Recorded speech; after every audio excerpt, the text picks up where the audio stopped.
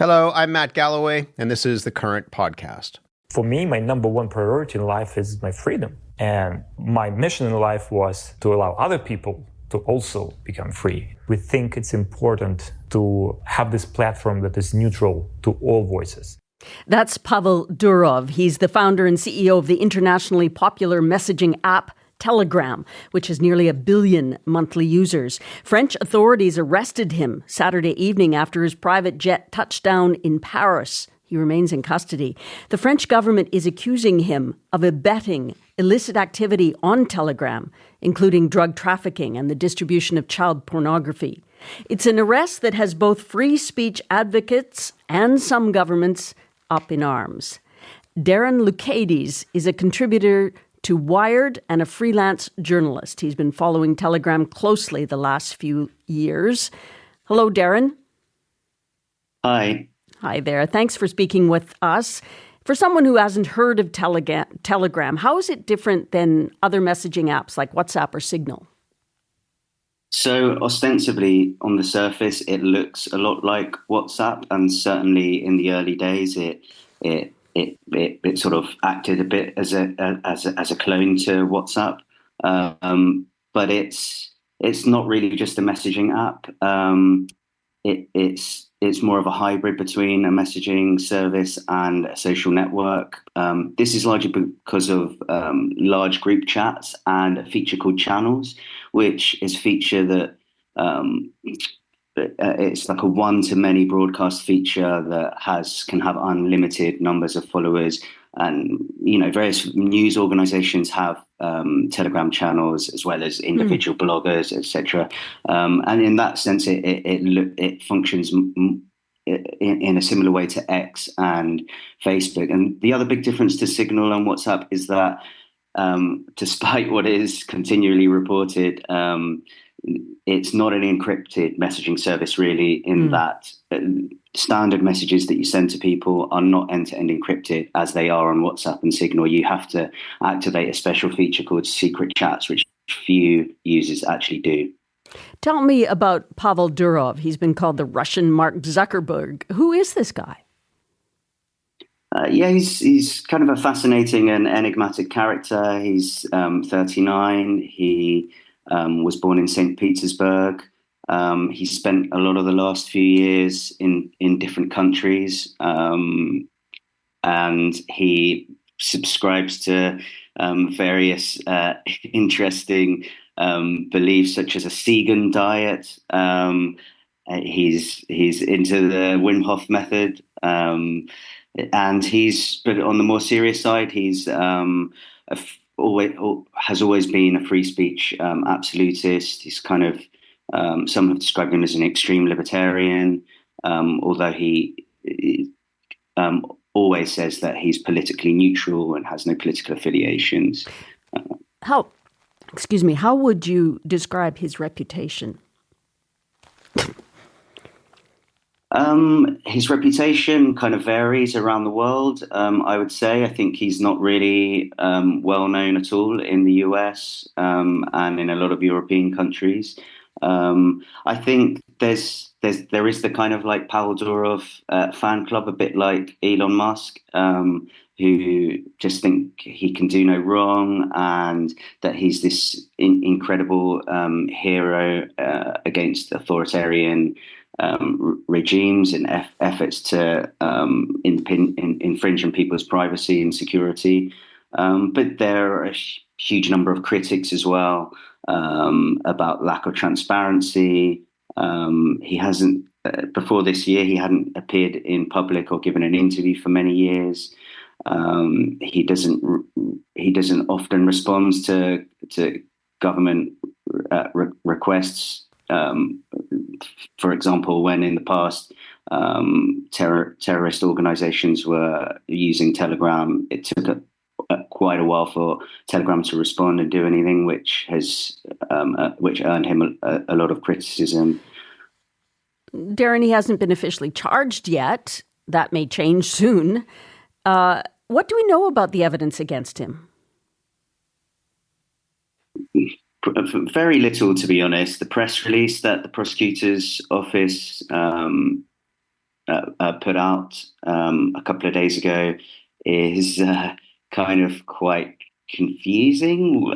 One person I spoke to in the digital rights sphere said that the sort of provisional charges are pretty wacky, and it's sort of surprisingly far-reaching. Having said that, they do look very serious, and if he can be found sort of liable for these things, then it looks very serious for him and Telegram. But we really do. I should stress that it's really speculation at this point until any charges are actually confirmed and made public. Understood. But give us a sense. What kind of illicit activity? What are these provisional charges in brief?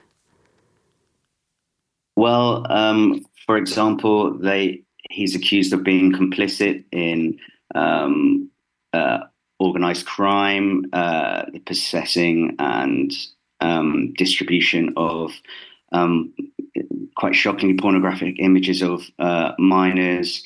I say he's accused. That's not actually what the press release says. It says that an unnamed person has been held in connection to an investigation into these things. It also talks about laundering. One of the kind of weirdest parts of the provisional charges mentioned in the investigation is the mention of cryptology services, and it's having to make a prior declaration of importing a cryptology tool or providing a cryptology tool or services in France, which sounds like Telegram didn't do, but is quite I don't think many jurisdictions require that. Darren, it's interesting. Pavel Durov's detention has drawn a lot of criticism from the Russian government. Kremlin spokesperson Dmitry Peskov says France has to come up with hard evidence quickly, or, according to Peskov, it's a direct attempt to restrict freedom of communication. That's a quote. What do you make of the response from the Russian government?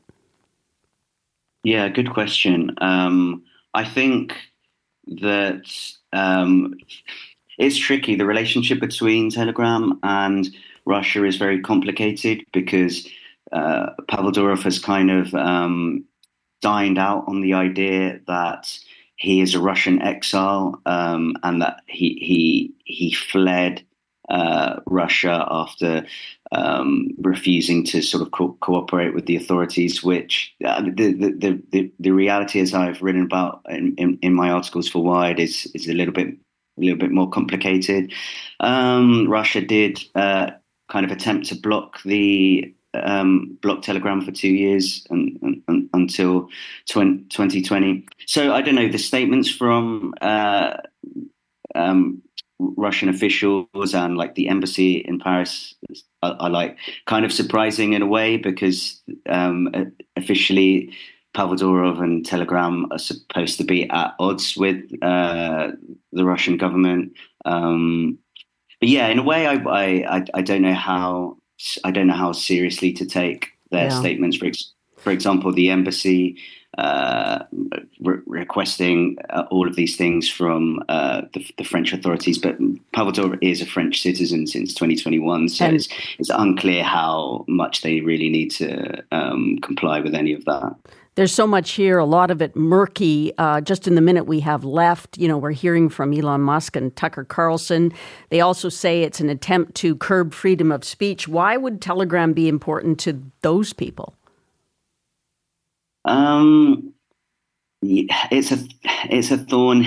It's a question for which the answers are kind of thorny. I mean, Telegram in the US is not sort of very widely used at the moment, but it is kind of popular with more conservative audiences, right-wing audiences, and at the extreme end of the scale, which I'm not necessarily linking Elon Musk and Tucker Carlson to, very, very far-right groups, like ranging from kind of irregular, garden variety, far-right, all the way to really, really extreme white supremacist groups have been using Telegram for a while, especially since Jan 6. So anyway, why Tucker Carlson and Elon Musk would be jumping on this, I think, is partly because Pavel Durov has become popular with, let's say, more conservative right-wing audiences who sort of talk a lot about free speech and the idea that governments are attempting to limit that. And also Durov gave his first video interview in many years to Tucker Carlson earlier this year, which was a shock which was a surprise to many observers. Indeed. We have to leave it there, but there's more to come. Darren, thanks so much.